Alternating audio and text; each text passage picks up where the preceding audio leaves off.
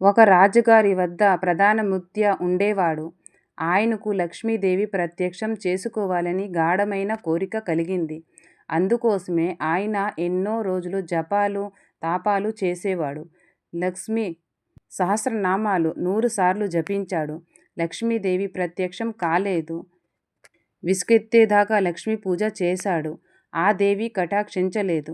కాలక్రమేణా ఆయనకు అహింక మీదనే విరక్తి కలిగింది. లక్ష్మిని ప్రత్యక్షం చేసుకోగలననే నమ్మకం కూడా పోయింది. ఆయన ఆశ్రమం స్వీకరించి తపస్సు చేసుకోవడానికి అరణ్యానికి బయలుదేరాడు.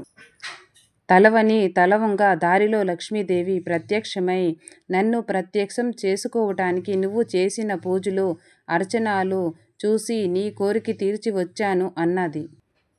వెళ్ళువమ్మా వెళ్ళు, నా కోరికలన్నీ ఉడిగాయి. నేను ఇప్పుడు అన్నీ త్యజించిన సన్యాసిని.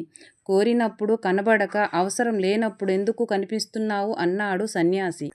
నా దర్శనం కోసం యాచించినంత కాలం నువ్వు బిచ్చగాడివే. నేను బిచ్చగాళ్లకు దర్శనం ఇవ్వను. బిచ్చగాడి మనస్తత్వం నీలో లేకుండా పోయింది గనుక నీకిప్పుడు కనిపించాను అన్నది లక్ష్మీదేవి.